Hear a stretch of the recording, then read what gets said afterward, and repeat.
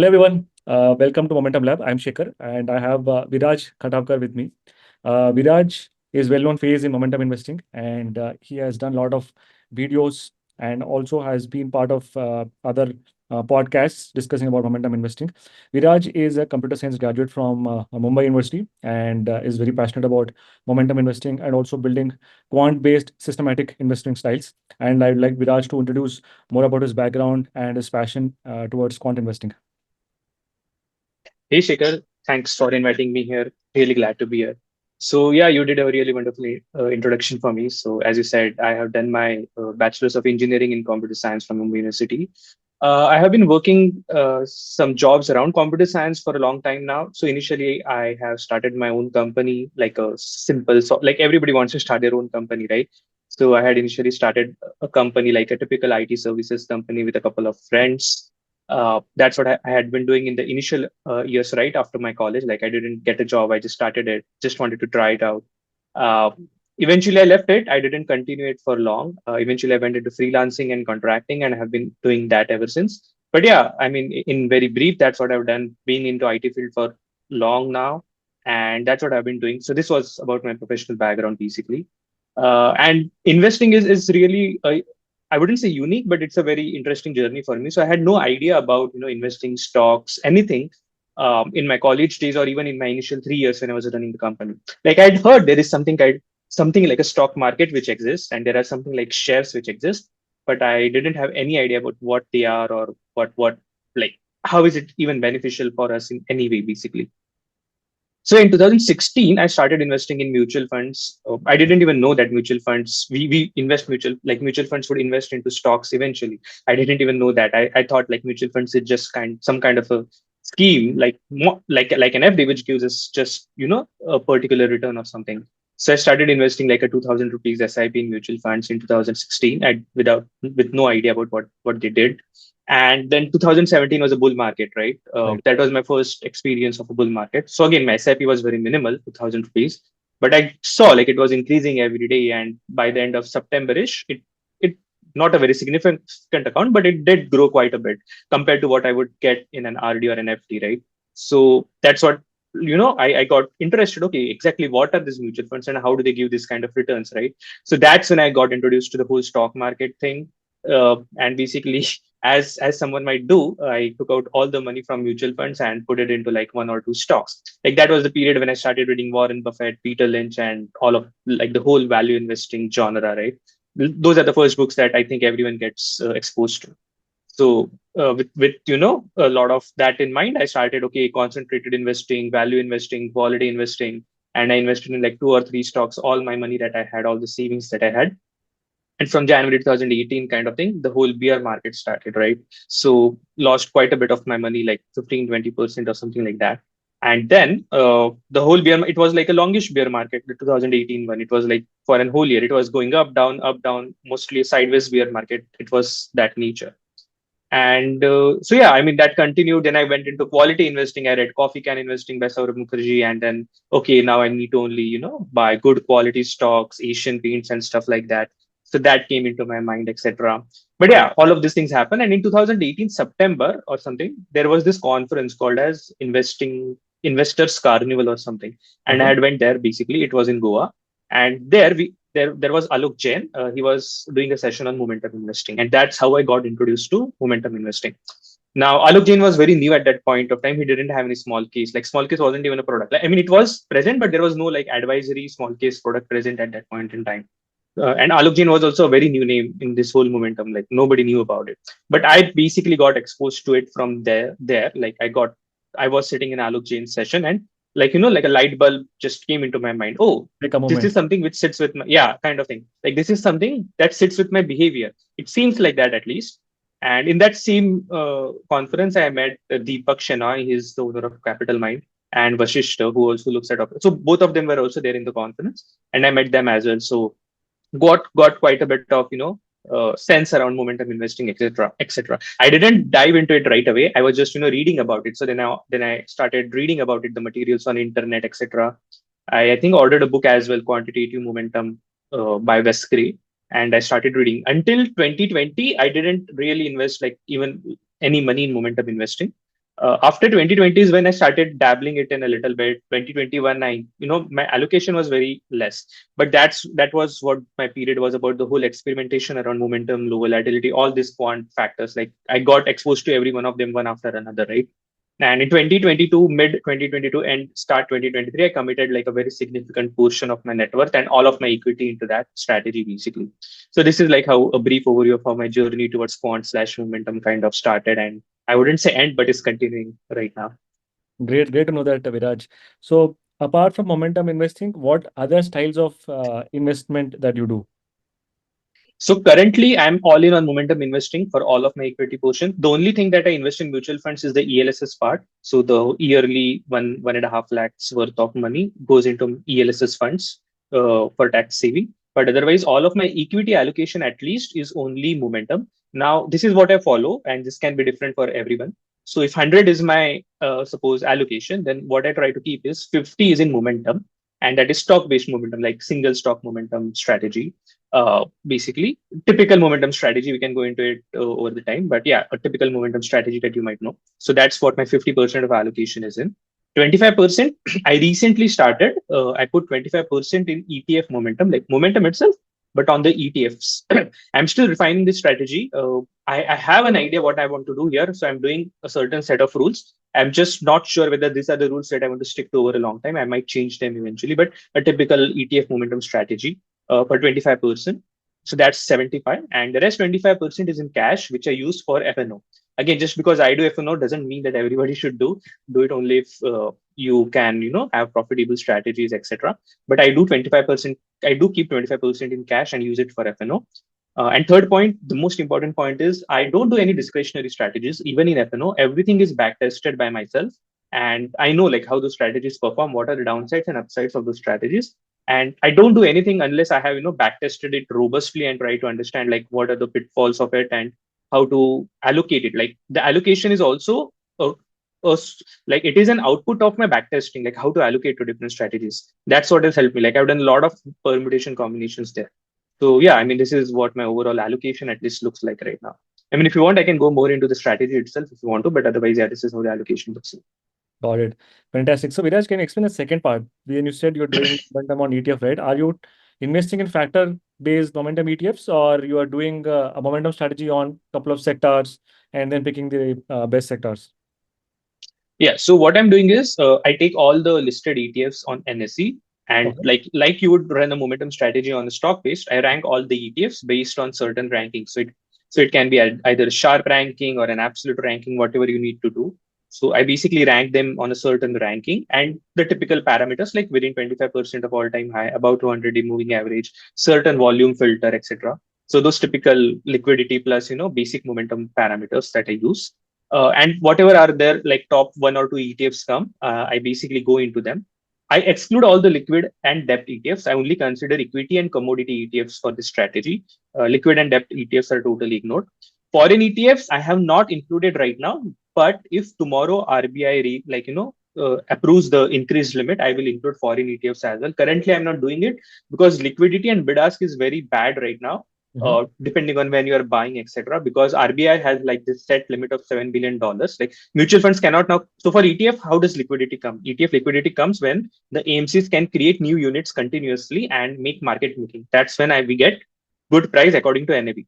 But what has happened right now is AMCs cannot create new units for their ETFs because they have reached the foreign investment limit set by RBI. So that's why the bid ask spread and the overall deviation from NAV is quite high for foreign ETFs. So I don't invest in that. But if RBI reaches limit tomorrow, I will include them as well. So right now, only equity and commodity ETFs.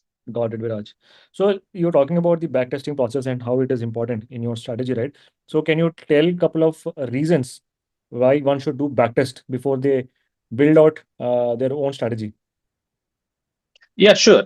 So backtesting is something that everybody has, at least today, like not 5, 10 years back, but at least today, everybody has something in mind about the backtest because of the whole backtesting websites that have come around options and stuff. So everybody knows like they need to do backtest. But what I want to say here is people like backtesting is necessary to understand the first part is whether your strategy works. Like the basic part is he is this strategy profitable or not? Like in a sense, we think a lot of things, right? Okay, if stock goes about 20-day high and we buy it, it will be profitable. That's what we think. Or if a stock is in a trending mode. But what is this trending mode? What is that? There must be defined rules for trending, right? Is it above a certain moving average? Is it like on a certain parameter of a super trend or an RSI or whatever for you is trending, right? Whatever the trending word means for you, whatever that is, you need to know exactly, okay, when should I buy a stock?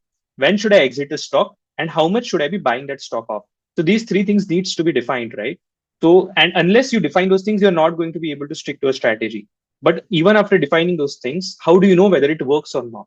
That's where backtesting comes in picture. It's not it's not a holy grail or a sure shot way of making money, but it is something that will let us know, like, okay, whether something works or not. Like the basic premise of backtesting is whether I have gotten a certain CAGR in the past if I had followed these rules, and whether it has beaten Nifty or not, right? The reason we do DIY investing is either to reduce volatility or to beat the benchmark index, which is Nifty 50, Nifty 100, or something like that, right? So these are the two basic things that we need to know, whether I can beat the benchmark index or I can reduce the volatility without sacrificing a lot of returns. So backtesting just gives me a view in the past, like, okay, whether it has worked in the past, and whether, and then we can go ahead and, okay, whether it will work in the future, not work, and we can think a lot more about backtesting. But the basic premise is whether it works or not. Got it, Abhiraj. I think 2 points that I definitely concur is: one, it helps in assessing with respect to the benchmark. Second is the risk profile, whether we can withstand this strategy or not, only comes to know when we do a back test. Absolutely agree on that. Now, Correct. in the case, let's say, if I were to ask what are the best practices in backtesting, Mhm. and we approach it in the opposite direction, like what are the worst practices that one should not do in order to follow the best practice? Like what should one Correct. do and what should one not do? If you can highlight these Got two, it. it would be really great. Okay, so I will share my screen here, and I have done like a small back test where, like, it will be much easier for me to explain in that sense. I hope you can see my screen. Yes. Awesome. Yeah. So let's just take a basic momentum strategy, right? So everybody knows this, but I will just go over the rules. So I've done a small backtest to show how to approach it. What are the basic things that we need to look at? So let's just go over the rules quickly before I go to the results of the backtest. So basically, this has been done on all listed NSE stocks. I'm ranking them by absolute return of 1 year. So absolute return as in whatever the return of 1 year is. Like if the stock was 100 last year and today it is 200, that's 100% return, right? We are not doing any volatility adjustment, nothing, just ranking them by absolute return. And then 1 year return should be at least 6.5%. Like if a stock doesn't have like a minimum return of 6.5%, we will not buy that stock. Monthly rebalancing, we will rebalance this portfolio monthly. It will be equal weight. And median daily volume for past year should be at least 1 crore, because we don't want to go into illiquid stocks. Illiquid stocks can be in circuit, so we want to avoid those to humongously increase our returns. We just need to avoid that. And I'm also considering 20 rupees per trade as a brokerage, which is what Zerodha and most of the discount brokers right now charge. And this is a 30 stock portfolio with a worst rank held of 30. So worst rank held is if a stock goes beyond the 30th rank, we will just, uh, replicate, we will just buy the new, exit that stock and buy a new stock basically. And if I consider all of these things, these are the basic rules for the back test. I've done this from January 2007 to March 2024. Okay. So this is what the returns look like. Let me just zoom this a bit. So these are the monthly and yearly returns basically. Okay. And this is what you would typically see for a certain backtest. If you want to do a backtest, this is the basic thing that you would like to see. Okay, 2007, I got 115% return. 2008, minus negative 72%, 9, this much, etc. And this is the year-wise returns basically that we get with a basic momentum strategy.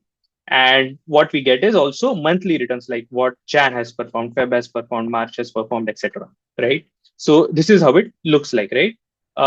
Now the thing is, what people certainly do is they just take this kind of a graph, and this is around, I think, 20 to 23% CAGR, something like that, and they take this and say, okay, this is good. Like my strategy gives me 20 to 23% CAGR, and it is also beating the benchmark itself. Because Nifty didn't give 22% CAGR, it probably gave like a 12 or 14% CAGR, or maybe a little bit lesser than that. So I should just put all my money in this strategy, right? So, so the problem is people know that they need to backtest, but this is where they stop. And that's what we shouldn't be doing. Like this is not the stopping point. This is the starting point. Just because you test one backtest it doesn't mean that this is what you will get in future as well, right? Correct. So, like for example, a couple of parameters here, like during 2008, you went through a max drawdown of 78%. Here, the calendar year returns are 72%, but in between the year, the max drawdown was around 77, 78% basically. During 2018-19, also, you went through like a 35, 40% drawdown basically. Those don't get highlighted here. Those are the intricacies of, Correct. of your system that come during when we are executing. Then there are other things as well which we need to consider, like winners versus losers. How many trades were winning trades? How many trades were losing trades? How much was the churn? Like, was your portfolio churned every month, every quarter, every year? How many times it churned? And this is also doesn't contain any slippages. We just have a simple brokerage, but there is no slippage considered here. So, for example, how will you rebalance? The way you rebalance is today you get the ranks and tomorrow you rebalance, right? So there is always going to be some slippage where you sell on today's prices and buy on tomorrow. Sorry, sell and buy tomorrow, but you are rebalancing basis on today's prices. Sometimes there will be a positive slippage, sometimes there will be a negative slippage, obviously, but slippage is going to be there. Then you have to pay. Like in India, you pay a lot of things, right? Like STT, exchange transaction taxes, the demat account charges, etc. Like a lot of things that come in between when you share, like buy and sell a single stock. So those are the things that we need to look into. And the main thing is like this is just one path of the returns, right? Like you start, this is just one backtest from 1st January 2007 to 31st March 2024. 31st December 2023. That's the backtest. Like from this one point to that point, we don't know what the backtest would have been, what the returns would have been if you had started on say 15th February 2000. What would have that been? Or if you started on 10th January 2009, and nobody puts all of their money at one go and that's it, bus ho gaya, that's it, where they are done. Everybody does like an SIP. Most of the people out there either does an SIP or incrementally put lump sums in between and stuff like that. So these are all the things that we need to take care of along with this. We cannot just think about just one part of the strategy. And one more thing, so this was like a very basic strategy, right? But now this was like a 30 stock portfolio with a 30 stock worst rank held, right? But what happens if I change the parameters a bit? Like for example, this is where we do max. Like what if the portfolio had 20 stocks, portfolio had 30 stocks or for 50 stocks, and the worst rank held as double? And what if we had applied a certain filters, like we will only buy a stock if it is about 200-day moving average versus 100-day moving average versus 50-day moving average, etc. So these are also some things like we need to do a lot of permutation and combinations here. Like what happens to our strategy in terms of returns and drawdown, yes, but also in terms of churn, the slippages and everything. When we apply a different set of filters, is the strategy still robust if we apply a certain set of filters, basically? So these are all the things that we need to take care. So this is just an example that I've shown for the same strategy, but with a different set of parameters, how the returns change and drawdown changes. So these are all the things that we need to take care in backtesting, basically. Got it, Viraj. Now, let's say if we were to pick some of the pitfalls. For example, if someone is excessively Right. focusing on whether to go with 20 DMA, 50 DMA, 45, 30 DMA, and if they are over focusing on some aspects, that is also not the right way. So maybe we want to highlight a couple of pitfalls that one should not avoid, one should avoid while excessively focusing on picking the right backtesting model. Yeah, sure. So as you can see, let's just take this example. As you can see in this picture, I have done like a variety of filters here, like different parameters for maximum stocks and the worst rank held. But I also have some filters like greater than 200-day moving average, 150, 20. Now, 200-day moving average is something that is being accepted by the whole world. Everybody knows that below 200-day moving average, you are in a bear market, while above 200-day moving average, you are probably in a bull market. This is what is something accepted by everyone. 50-day moving average is something, if something goes below 50-day moving average, the whole world assumes that it is probably in a correction, not necessarily a bear market, but probably in a correction or a sideways phase kind of thing. And 20 is for short-term reversals and bull bear reversals, while 100 is like a mid-term bear market. So when you say overfitting, so what happens is when someone gets this kind of a backtest, what they try to do is there are a lot of backtesting softwares available which do this. So you can optimize on a single parameter. Like for example, what if I optimize the moving average filter? And once they optimize it and run a backtest across variety of variations, what happens is they might get a result where it says that, okay, the best performing backtest and the least drawdown was at say 175.72 moving average, day moving average. This is what they get result, and they say, okay, I have got a holy grail and I will implement this system. But this is an example of data overfitting, where what you do is you take a certain strategy and you rigorously try to fit the data, the past data which that strategy had, and you try to fit it rigorously with heavy processing, such that you find the most optimum parameter. It can be a moving the average filter, it can be an away from all-time high, or the number of stocks. Either way, take Right. any of these parameters, but you try to overfit it by heavy processing basically, and that's where the pitfalls come in. Now, mostly you should be fine. Like as long as the strategy is robust, using like a 180-day moving average versus a 200-day moving average should not affect the strategy's return in the long term.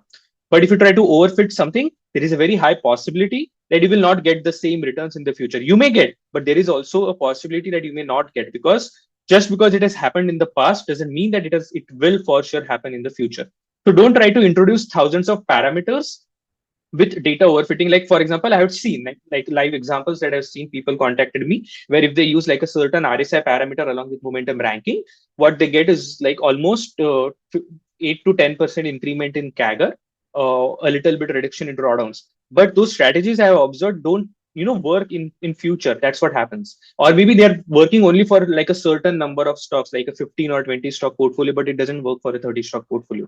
So this is where you get to know like you are probably overfitting a data. So just to conclude, how to make sure that you're not overfitting, just try to change the parameter a bit. If changing the parameter a bit, your strategy results differ very drastically, then you are probably overfitting the data. Like changing from 200-day moving average to 190-day moving average, a little bit difference in the returns or drawdown shouldn't be, it should be fine. But if you go from like a 25% CAGR to 15% CAGR by just changing moving average a little bit, like from 200 to 180 or something like that, or any other parameter by a slight change, then there is a very high chance that you are probably overfitting data. Got it. And Viraj, let's say we also see a lot of people using a lot of filters, more than 20, 25 filters to actually arrive at building at a strategy. How do you respond to someone who's doing in such a way? Yeah. So that is where, some filters are obviously necessary, which are common sense and which are, very straightforward, like 200-day moving average filter, or, even an EMA filter, something like away from all time high, etc. But I've seen people use like percentage of positive days, or, like ignore anything that goes below 50 DMA, like exit everything that goes below 50 DMA or something. Lot of variety of filters are, like I said, RSI filters, super trend filters, they apply on stock. Like they will buy everything in a portfolio but sell when a single stock goes below super trend. They don't have re-entry criteria, but just that they will sell below a certain super trend parameter or something.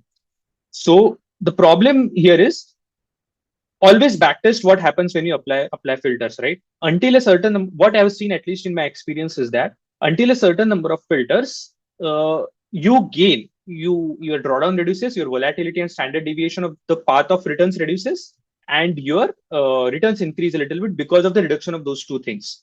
But when you start applying extra filters just so that you can save yourself from losing stocks, what happens is you start reducing returns as well, because you're reducing volatility and drawdown, but it will come at the cost of returns. So you need to balance it out very perfectly. So one thing that I've seen a lot of people ask is, when we follow momentum, low volatility, or any of these strategies, what happens is people look at individual stocks. So when the right way to look at it as a portfolio, momentum is a portfolio. It can be of a 20, 25, 30, 40, 50 stock, doesn't matter.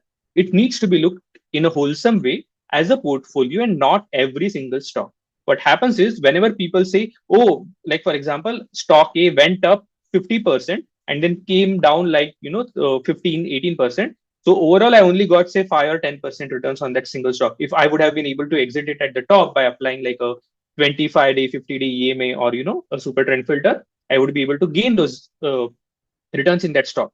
But they don't know about that the stock might go down and then in the mid month again come back up as well, mean reverse as well, right? So we don't know that, and we see it in a single stock with a very limited amount of data, right? So you need to apply this. When you do this, you need to apply it for your overall portfolio for all the stocks and see what happens if you do this across the stocks over the portfolio. You cannot just take couple of examples from last 6 months and say, okay, if I had done this, it would work. So that's where this whole forward snooping and everything comes into picture. Basically, we shouldn't let this snooping of a couple of stocks in past couple of months to change our strategy drastically. If you want Yeah. to apply a new filter or anything, any of that sort, apply it on the whole portfolio, backtest it from the start, and that's where you will get to know the whole effect on the portfolio. For example, let me give you an example. So originally, I was thinking about adding a percentage of positive days filter. So, in a sense, it feels nice, right? If a stock has higher number of positive percentage days, there's a very high chance that it is going up slowly, so it has good momentum, and we should, prioritize the stocks which has higher percentage of positive days. That's what I thought, and I thought, and in the past like 6 or 1 months to 1 year, I saw the results, and the results were really good. Like I saw that the results actually improved, but when I actually did a backtest from 2007, like overall across the portfolio with everything, I saw that the returns actually reduced. Drawdown remained same. Volatility reduced, yes, but drawdown was still the same. Returns actually reduced from like, for 24, 25 to 18, 19 or something. Drawdown remained same. So, this is what I got to know, and I didn't, actually implement that filter. So this is what is something that is very important to, backtest and understand the whole path basically. Got it. And Viraj, if let's say we have to incorporate other best practices or maybe avoid some pitfalls like transaction costs or survivorship bias free data, what would be your comment or approach on these two aspects? Okay, so transaction costs is something. Let's come to transaction costs in a bit, but first let's just take survivorship bias data. So let me just share something else quickly. Okay, so what you can see right now is an Excel. So again, this backtest was not done by me. This backtest was done by Prashant Krish. He is a very popular person who follows momentum strategy from quite a bit of time. You can find him on Twitter, etc. So this was done by him, not by me. So all credits to him basically. Now I want to explain this a little bit. So this is an Excel of returns. Okay. Now the test is from I think 2005 to start of 2020. This is available on his blog post as well, and this is what he did. So this is the effect of survivorship bias. Now, what I want to show you here is, hold on a sec.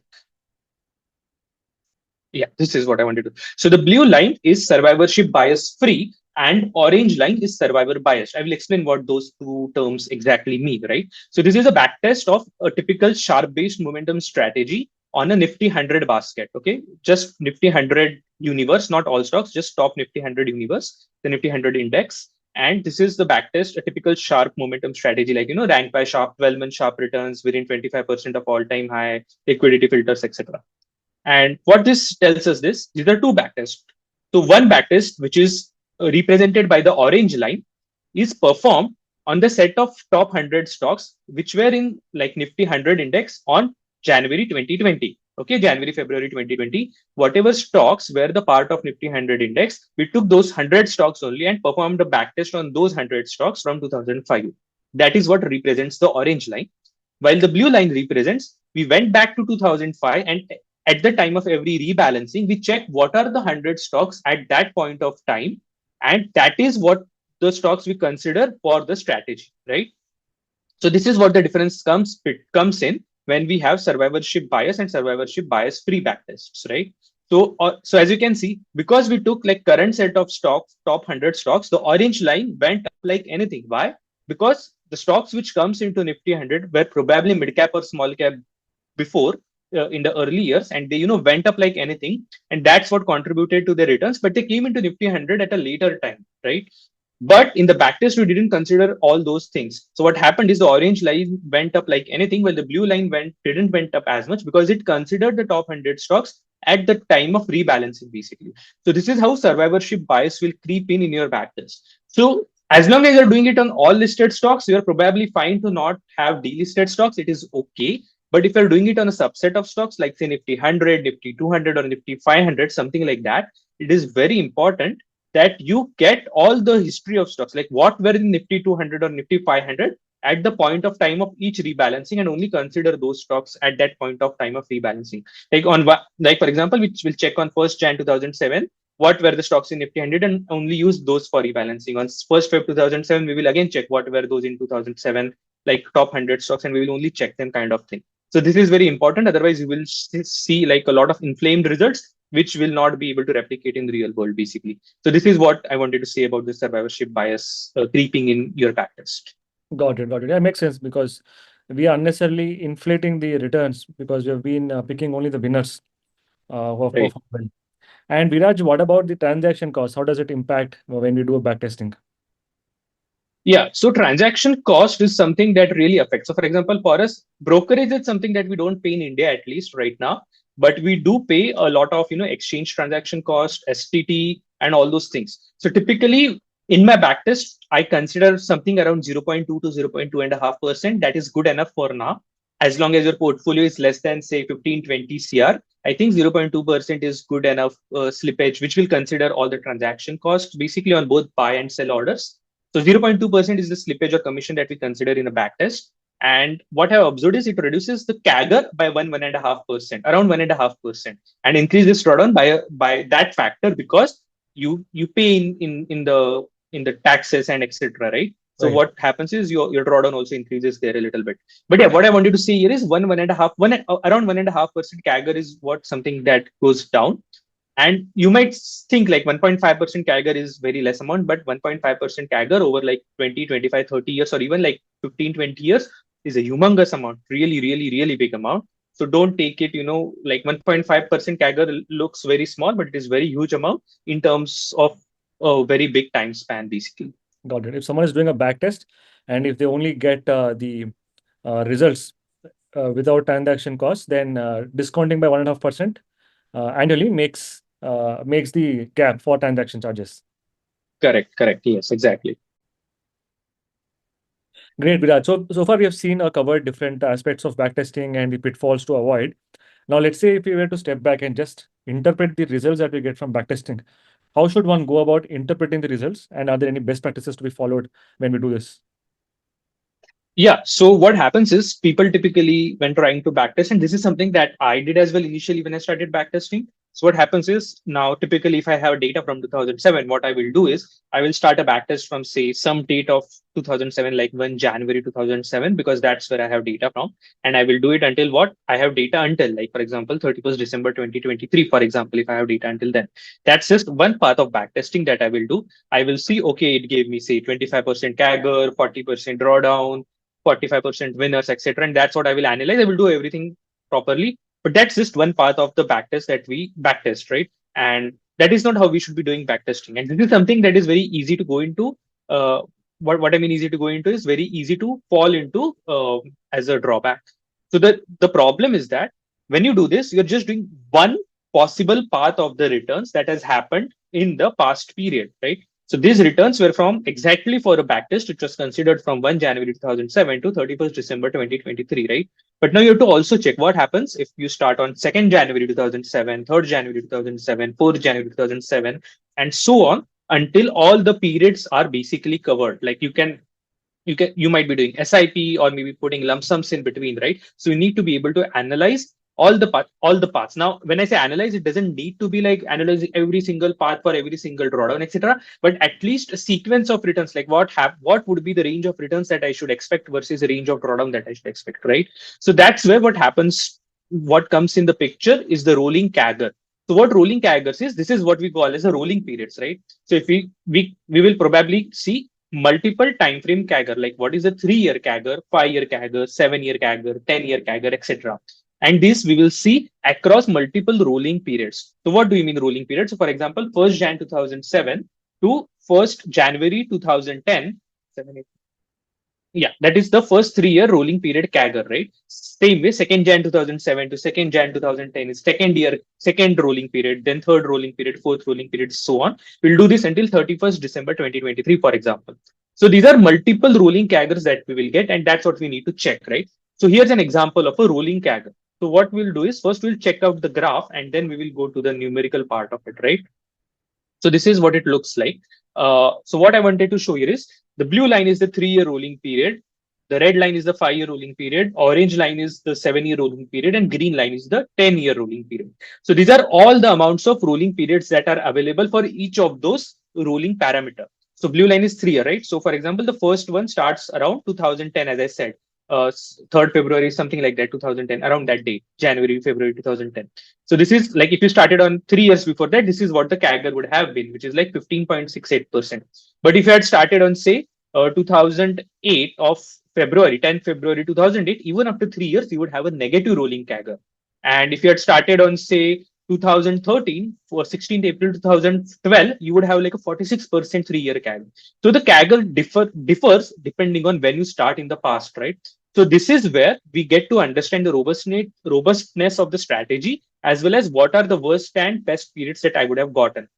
So as you can see here, 3-year rolling period, even at a 3-year period, there is a chance that you might get a 5% negative CAGR worst case, according to the limited history that Indian stock market data has. For a 5-year rolling period, you never got a 0% CAGR, but you definitely got like, 2% CAGR sometimes for some periods. And this means you are underperforming FD as well over a 5-year period, not like a 1 or 2 year period. But there were some periods in this backtest where over a 5-year period, you only got like a 2% CAGR, which is less than FD basically. And then this is yellow is 7-year rolling period CAGR. The minimum is 14%, etc. But yeah, what I wanted to show here is in this graph ways. So 3-year rolling CAGR has the highest ups and downs. Like it goes up, comes down, goes up, comes down, goes up, comes down. So a lot of standard deviation in the 3-year rolling CAGR path. The 5-year rolling CAGR also has a higher standard deviation, but not as much as 3-year period. And it goes down as we increase our rolling periods, right? For a 10-year rolling period, the line is not exactly flat, but it is much, much lesser volatile than what a 3-year or a 5-year period looks like, right? So what this basically says that if you continue with a strategy, even if you started at the worst point of time, you still got a 15% CAGR. And if you started at the best possible time, over you got 30% CAGR around over a 10-year period. So there is a volatility of returns as well. Now, nobody in the real world will start at the worst point of time, and nobody will start at the best point of time. Everybody will be in the between, or they are going to do an SIP. So what we need to understand is the average and median of the all the rolling returns. So these are all the rolling returns, right? These are a lot of data points. So this is like around 1,000 data points at least, if not more. Pretty much not 1,000. I think it is 5,000 data points for 3-year rolling periods. So out of all those rolling periods, this is the average return that we got. If I consider all the rolling available 3-year rolling periods, these are the average returns. CAGR. Okay, this is CAGR over a 3-year period. So these are the average 3-year CAGR that you would have got. This is the median. This is the lowest. Like this is if you started at the worst possible time, this is the lowest 3% 3-year CAGR that you would have got. And this is the highest 3-year CAGR that you would have got if you would have been the best possible timer of the strategy, basically.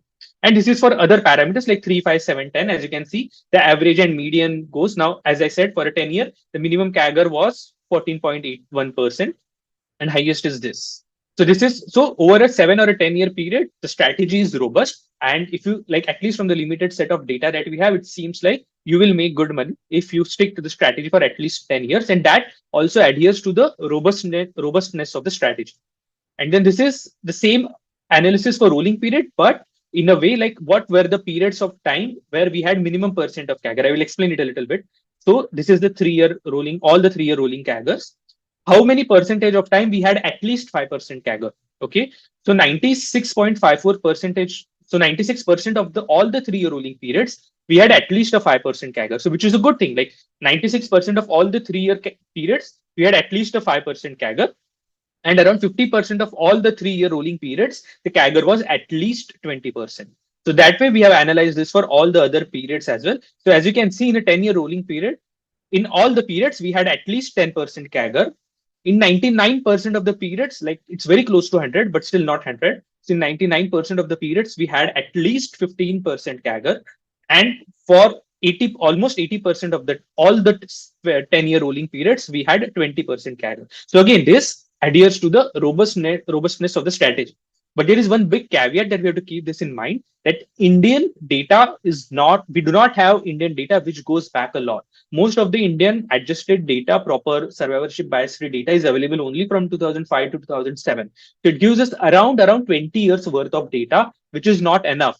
I mean, we have to do with what we have, obviously, but just don't, there are very less amount in a 20-year period. There are only going to be 10-year rolling. Only from 2014 do we have, or 2015 or 16 is when we start having the 10-year rolling period, not before that, right? So what you need to understand is Indian data itself is very less. So don't try to, see that this is what it is and this is what we'll get in the future. If you go to US data, US has a lot of data available from 1930s and 40s. And they do their rolling period analysis from that period, and we get a lot of different market regimes and everything which tell us a lot of different stories. But yeah, in Indian data this is good because this is what we have, but don't try to base everything on this data basically. But yeah, doing this rolling period analysis is very important to understand the overall robustness of the strategy. Got it. So Viraj, I see in the chart that you've shown, right, there is a cyclicality of the 3-year rolling returns. Yeah, So if you consider that as, let's say, a cycle, how long right. in duration do you consider a backtest to be robust in terms of how many market cycles should it have faced? So typically, I would say at least 3 to 4 market cycles it needs to go through, and variety of market cycles as well. Not just like So 2019 to 24 itself had like 3 cycles, but that is not robust enough because it was sharp correction and sharp rally, right? So that's not what we want. We want to also have sideways correction. We want to have deep bear markets. We want to have sideways market for 4 years and stuff like that. So when we test a strategy across different 4 to 5 market regimes, and when we say market regimes, typically people think market regime is only bull and bear, right? But there are different types of bull and there are different types of bear. So, for example, 2020 was a sharp bear and sharp pullback. 2008 was a slow bear, like it was still a deep bear. It was a deep bear. It wasn't 2020 wasn't a very deep correction. 2008 was a very deep correction, like a sharp correction of 1 year of 60% at index level itself. 2000 to 2003, unfortunately, we don't have much data around that period, but 2002 2003 was the 3 year bear market. Like there are bear market rallies, like market would go down 20-25%, come up 10%, then again go down 10%, then again come up 20%, then again go down 25%. This is what the market was in 2002 2003 period, basically. So these are all the different kinds of market regimes, and we need to be able to backtest across these market regimes to understand what is the worst drawdown we got, how did the churn affect our strategy, and like all of these things that we need to take care of. I know it is very tough to do this in Indian set of data because our markets don't have that much history, but we should at least go and check other markets who have this history, typically a US market, to understand how those markets are performed during these regimes. Like the 60s and 70s were high inflationary regimes for a decade. It was not for a 1 or 2 year. It was like a 8, 10, 12 year kind of a regime of in high inflation period. Then there was rate like a bull market from 1987 to 2000. Then there was a bear market from 1929 to 1950s, like a 25-year sideways bear market. We have to understand all of those things to understand what we should expect in future. I'm not saying they will repeat in future, but at least we should be ready if they happen in the future, basically. Cool. Viraj, let's say if you were to summarize the best practices or the guidelines Mhm. one should follow while doing a backtesting, how would you summarize? Maybe let's say in 5 or 6 points. Yeah, sure. So first of all, make sure that your data is good. Unless your data is good, you cannot do a good backtest. So if you're doing a subset practice on a subset of data, make sure that data is survivorship bias free. Unless that data is survivorship bias free, don't do a backtest on a subset of data like Nifty 100, Nifty 200 types of things. Liquidity. Second is people ignore liquidity in backtest, but liquidity is very important. You just don't need price data. You also need volume data in the history, because without volume data, you will not be able to know whether you would have been able to actually buy or sell that stock. Because a lot of microcaps go into circuits up and down and show great results in the backtest, but they will never you'll never ever be able to buy them or sell them, basically. Third is make sure that you do a robust analysis, like not just one path of backtesting, but across various regimes and rolling returns. Make sure that you are comfortable with the highs of that rolling returns as well as the lows of that rolling returns. Don't assume that you will not get the lows. You will get the lows. So make sure you do the whole rolling return analysis and make sure that you're okay with that highs and lows, both of them, basically. And third is consider slippage and transaction cost in the backtesting, because unless you consider that, you will not get real world returns. And nowadays, we have to also consider STCG, which is like 12.5% right, sorry, 20% right now, STCG, and 12.5% LTCG. But very high chance that this will go to slab rate. The STCG might go to slab rate eventually. We don't know, but we should be ready for that. So make sure that you have considered paying 20 to 25% in STCG every year on your profits. Like it is a little bit difficult to do that in backtest, but once you do a backtest, you can have those percentage returns and reduce those returns and recalculate those percentage returns and do it, basically. But yeah, these are some basic points, overall high level, that you need to think about and implement when doing a robust backtest. Fantastic. It was a great session, Viraj. I really appreciate your time and spending all these insights with us and our viewers. I'd like to wrap up by asking you one final question on if, let's say, someone were to start the backtesting process on their own, what would be the resources that you would recommend to them? Yeah, so if you're doing it for yourself, I think the best way is to whatever broker you're using. Most of them give historical data. Some are paid, some are non-paid, but the costs are very trivial. So if you want historic data for all listed stock, just they typically have an API where they get a list of all the listed stocks, and you can download like an historical daily OHLC data. So use broker's API to download that data, maybe 10,000, spend that money and download that data from whenever you can, like 2005, 2006, 7, whatever you can. If you're not a coder, maybe hire someone to do this or learn how to code and basically do it. For backtesting itself, developing your own custom backtesting engine is going to be very difficult because you have to think about a lot of things. So I would say use ready-made tools. I have been using AmiBroker. Eventually, in the next year, I plan to go to my own custom-made backtest tool because there are some limitations in AmiBroker, but those are advanced level limitations. For a typical sharp base, like any ranking backtest, AmiBroker is very good enough. I don't think you will require anything more. So learn AmiBroker. It is very easy, very simple. Lot of YouTube videos available. I don't have any single channel to tell you because there are a lot of content across channels. But learn how to do rotational backtesting on AmiBroker. Use AmiBroker. Import the data that you downloaded from your broker's terminal, and go and do the backtest. Then download those data, do rolling return analysis in Excel and stuff. Basically, read some books. There are a couple of good books around momentum strategy. So read them uh, around multi-factor strategies, low volatility strategy, etc. So yeah, I mean, do all those things and then go and then if you think like AmiBroker is not enough for you, then maybe go and build your own custom backtesting engine. But start with AmiBroker. I would not say that it is hard. It is very very straightforward and simple, to be honest. How much does it cost, Viraj? I mean, broker. So AmiBroker has a one-time cost. I don't remember exactly now. I had purchased it in 19 or 20, but around 30 to 40,000 it will require. But it's not a recurring cost. It's a one-time cost. You Okay, download the software and that's pretty much it. There is no recurring cost there. got it. Cool. It was a fantastic session, Viraj. Happy, and we should keep on doing this further and explore a couple of more interesting topics in future. Yeah, yeah, definitely. It was really, really nice to be here, and thank you for having me here. Right. Thanks. Have a nice day. Bye. Thank you. You too.